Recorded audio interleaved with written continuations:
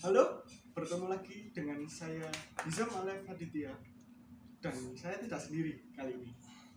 Sama Sebelah saya Doni. Selamat pagi, selamat sore, selamat siang, selamat malam kawanpun kalian nonton. Buat yang di YouTube ya, kalau yang di live saya. Halo, Selamat seperti pagi. Oke, hari ini kita akan membahas bukan kartu tarot ya hari ini. Bukan. Hari ini kita akan membahas tapal kuda. Seperti ini. Ini kita akan membahas tapal kuda sebagai jimat. Good luck charm. Good luck charm. Bahasa kerennya. Ya jimat.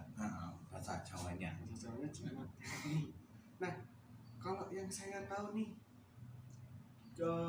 tapal kuda itu dari Irlandia abad ke-10. Itu sejarahnya dari seorang blacksmith atau pandai besi yang dia diminta tolong oleh iblis. Kalau misalnya Mas pernah tahu, terus dia tahu bahwa ternyata yang minta tolong untuk dibuatkan sepatu itu adalah seorang iblis, sehingga dia memasangkan langsung tapal besi yang masih panas ke kakinya iblis. Ketika si blacksmith itu tahu kalau itu ternyata iblis, iya, langsung ditempel dan iblis trauma. Sehingga di Irlandia atau daerah Eropa Barat ya, itu ketika tapal kuda yang setelah dipakai oleh kuda untuk entah itu balapan, entah kalau di sana ada dokar, itu sebagai good luck charm atau proteksi, biar si iblis itu kalau lihat si tapal kuda tadi dia takut. Takut. Jadi kayak trauma gitu kan, belum pernah dinyos sama tapal kuda panas. Itu. Dan sebenarnya kalau di timur sendiri itu malah lebih ke materialnya. Logam sebagai dia penghantar energi supra atau energi di luar yang kita tahu, itu biar bisa cepat nyampe itu di sana. Sekaligus juga iblis, jin, dan spirit itu takut dengan besi. Itu emang sejarahnya dari awal ya. Dari awal dulu, karena besi lebih ke, dari sejarahnya besi memang lebih ke proteksi ya. Kayak dari zaman perang dulu ada tameng sama pedang, itu semuanya dari besi, dan yang bikin juga seorang blacksmith. Nah, secara logika yang pernah saya baca tuh sebenarnya lebih ke bendanya, materialnya, bahwa si besi ini adalah dari bubuk besi ya, awalnya pasir besi. Dari pasir yang diolah menjadi sesuatu, dan yang olah adalah bukan pengrajin biasa tapi pengrajin besi. Pandai besi itu kalau Jawa empu kali ya, lebih Jawa.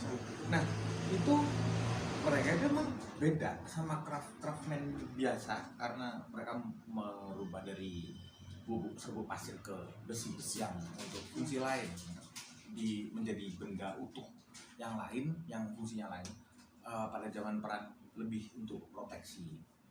Kemudian selain materialnya besi yang sudah dikenal dari sejarah untuk menangkal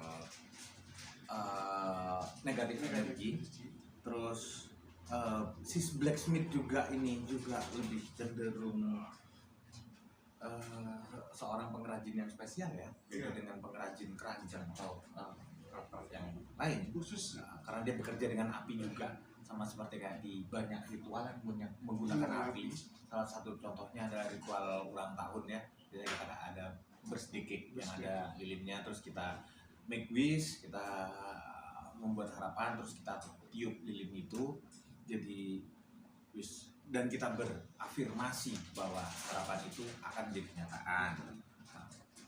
Terus selain itu juga bentuknya, dia bentuknya kayak crescent moon, bulan sabit. Sementara bulan sabit juga dipercaya sebagai proteksi, sebagai pembawa keberuntungan dan berkah juga.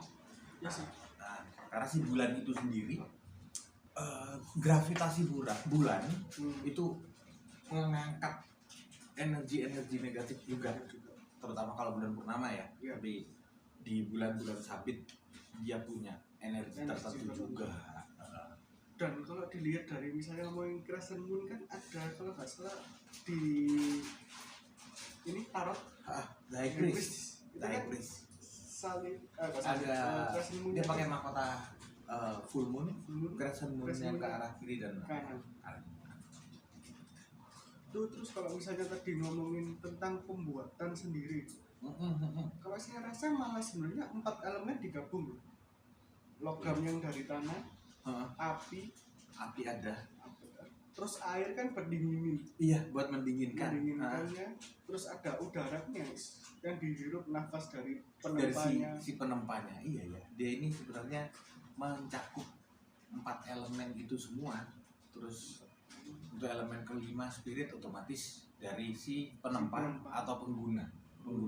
Entah itu penggunanya itu penari delman, entah itu joki pacuan kuda, atau kita orang awam yang sekedar meletakkannya di atas pintu untuk menangkal hal yang buruk dan menjaga kedamaian di dunia, di dalam rumah, juga membawa rezeki.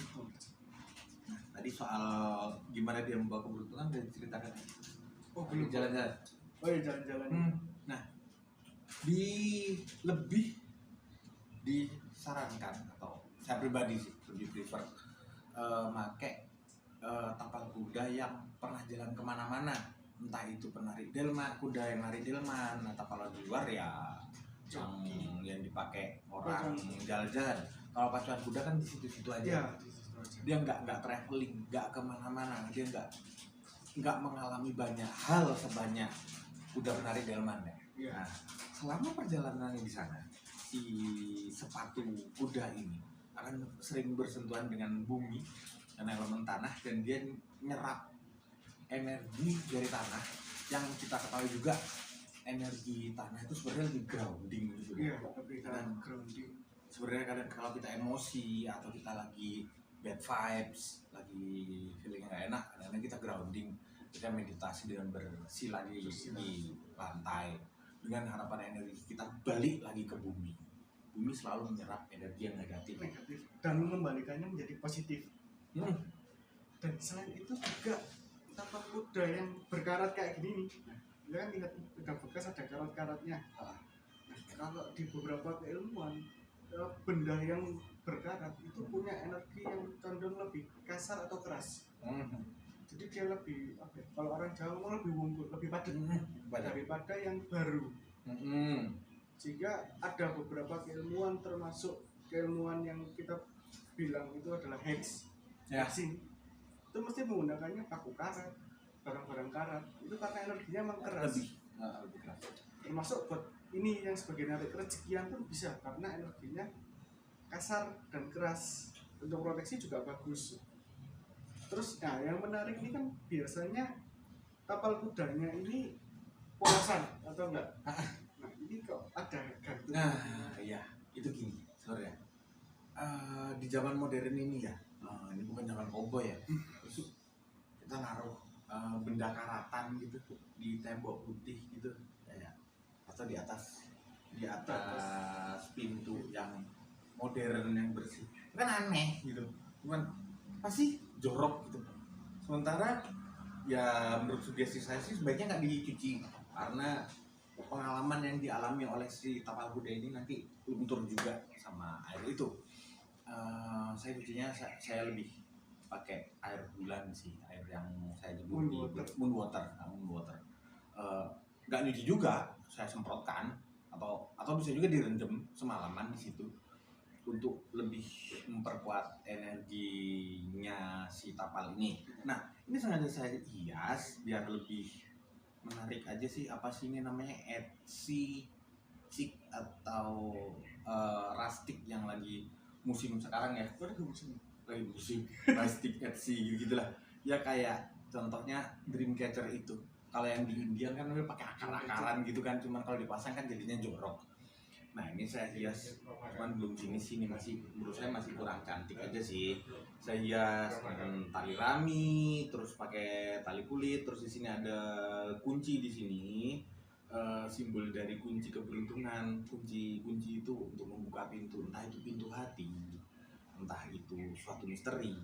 Terus kemudian di sini ada satu botol berisi green aventurin, batu aventurin yang dikenal memang green aventurin juga membawa keberuntungan juga, jadi double luck ada di sini. Terus di pajang juga lucu aja sih, bagus-bagus aja, nggak kayak yang sekedar tapak kuda ada di atas rumah kok kayak rumah dukun Rumah gitu ya, dukun. padahal ya memang dukun. Nah, terus ini ada kertas di dalamnya ini. Itu afirmasi saya, sebenarnya doa saya di sini. Doa saya yang saya tulis tapi saya ambil huruf konsonannya aja, terus saya bentuk menjadi sigil, segel gitu, kayak huruf-huruf itu dengan tatanannya sigil secara Wicca, tradisi Wicca, terus menjadi sigil bikinan saya sendiri. Apa ya, sigil ini isinya, ketika saya membuat itu ada energi yang saya salurkan di sana, ada doa yang dengan tulus saya sampaikan di sana. Jadi ada energinya juga. Karena setiap doa punya energi. Dan saya yakin ya akan membawa kebaikan karena doa yang saya sampaikan itu emang waktu itu tulus dan positif. Saya masih belum ada kepikiran nyata untuk bikin afirmasi negatif ke orang lain atau ke diri sendiri. Jangan sampai. Jadi untuk ngomong bisnis ya, market, kayaknya bisa market baru sih setelah Dreamcatcher sama Makran.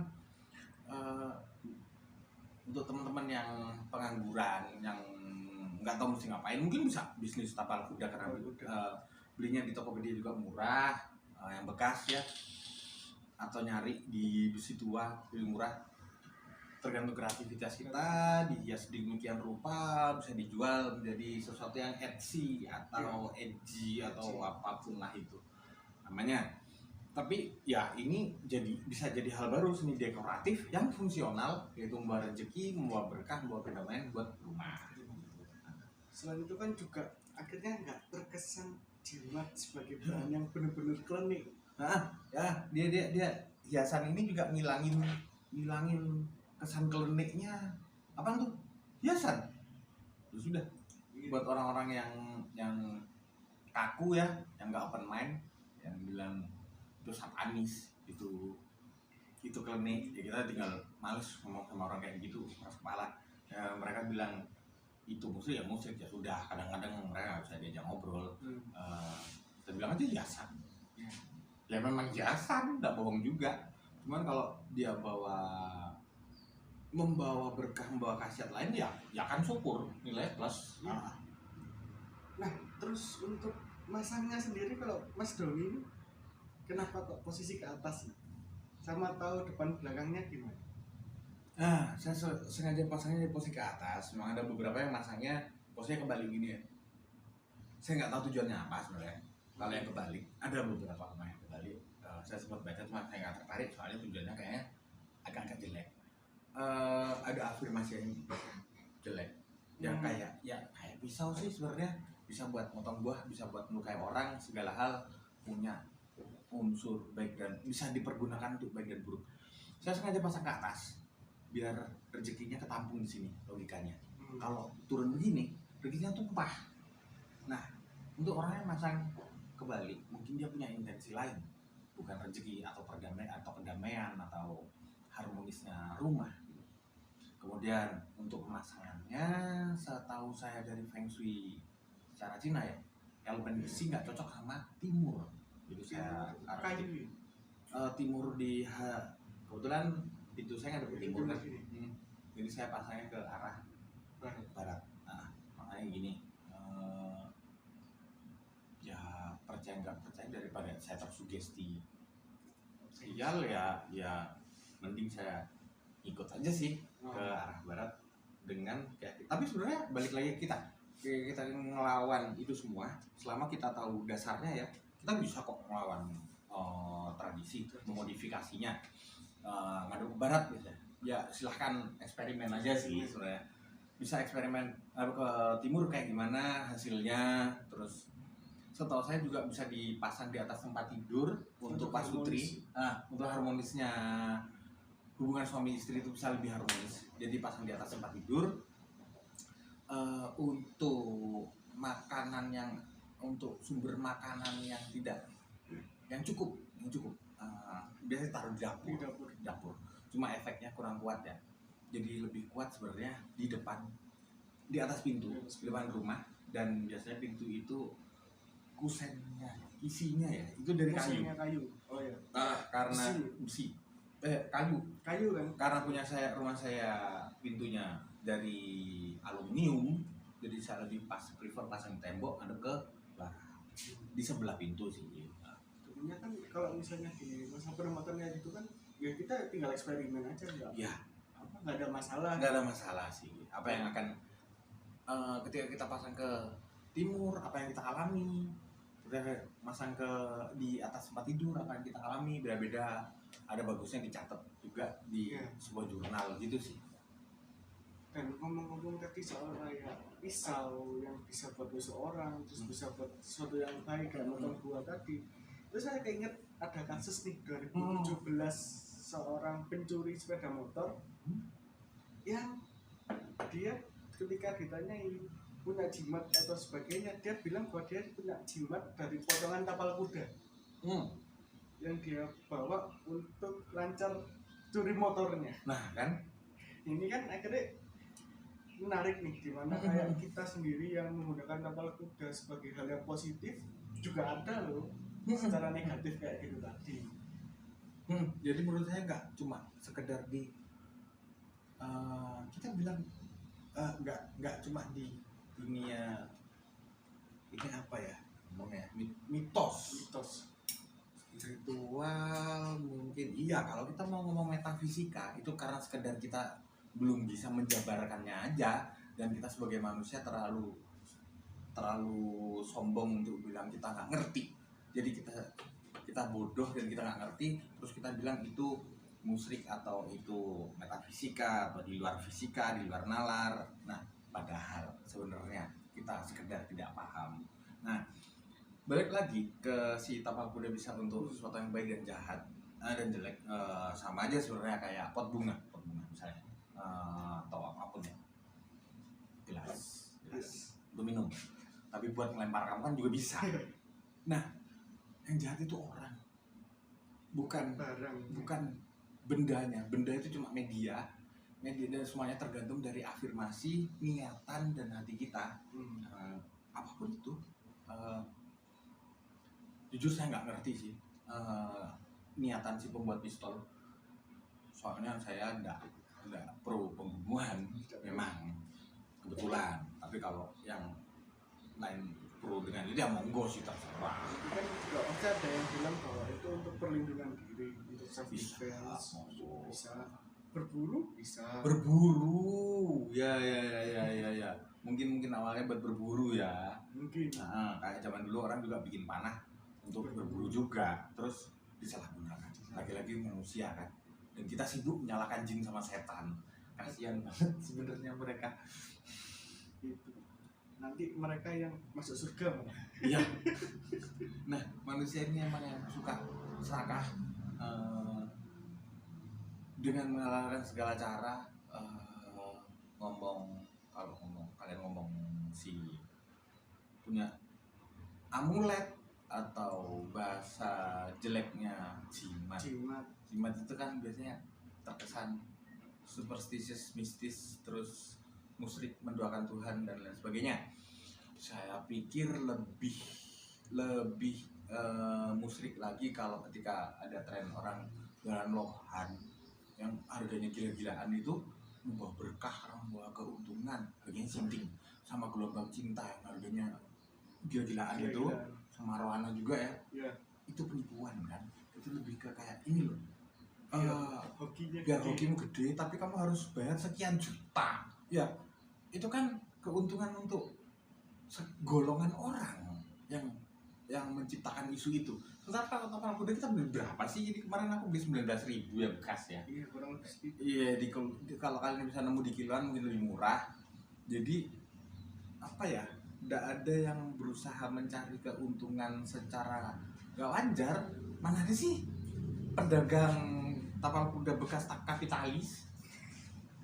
Yang ada itu pedagang lohan kapitalis, ya otaknya kapitalis ya. Ya dia beli ikan lohan berapa, terus dia menyebarkan isu bahwa itu membawa keberuntungan. Memang saya bisa aja jual ini. Saya bohong sama kalian. Kalau beli ini di saya karena sudah saya kasih doa dan bla bla bla akan membawa keberuntungan dan ini harganya 10 juta. Ya, bisa aja serah saya, tapi saya bukan orang yang semacam itu. Saya lebih suka sharing, berbagi. Ini saya dapat 19.000 karena bisa hias seindah mungkin dia bisa menggantikan trennya si Dreamcatcher. Kenapa enggak? Kalau kalian lihat di Pinterest ada juga yang dicampur jadi Dreamcatcher. Cantik banget sih, dirajut jadi Dreamcatcher, terus ada bulu-bulu di sini jadi kayak Dreamcatcher horses Dreamcatcher gitulah. Banyak kok di Pinterest. Cuman ini lebih ada fungsinya. Kalau Dreamcatcher yang pabrikan saya ngerti ya, sama bikinan si Jason atau Jacob ya di Twilight. Dia bikinnya dari akar-akaran, otomatis ada doanya, ada blessingnya, ada afirmasinya. Sama juga ketika saya bikin ini, sebaiknya teman-teman bikin apapun itu adalah afirmasi untuk kebaikan semesta, orang lain, bukan cuma individu pribadi. Gitu aja. Dan juga ketulusan. Ya ketulusan juga. Jangan buat itu sambil gerundel, sambil kayak males-malesan ya. Kita all out aja di sana karena sesuatu yang baik tidak mungkin berakhir dengan buruk. Mending kalau bad mood besok Besoknya atau kapan? Pas moodnya baik, terus kita berafirm banyak macam-macam ini bahasanya, ada yang afirmasi, ada yang berdoa, sama aja sebenarnya. Ada yang beritikad, sebenarnya sama aja kan? Ada niatan yang kita masukkan di situ, intensitas. Saya percaya sama energi manusia sama energi segala benda. Seperti kalau Albert Einstein ngomong di setiap benda itu ada atom positif negatif yang mereka bergesekan menciptakan energi. Jadi menurut saya yakin kalau setiap benda itu punya energi. Nah, energi itu tinggal kita yang nyetir, mau arahnya mau kemana, mau ke negatif atau ke positif, mau untuk apa, untuk berbuat jahat atau berbuat baik atau untuk kedamaian, itu balik lagi ke manusianya.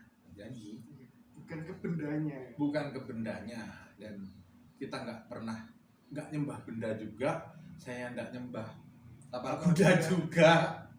Saya lebih ke itu sebagai tools, sebagai alat, sebagai media untuk menyalurkan afirmasi positif saya, karena saya butuh sebuah media. Karena kan nggak sakti orang zaman dulu, mungkin dia tinggal pernah dengar kan sabda tadi.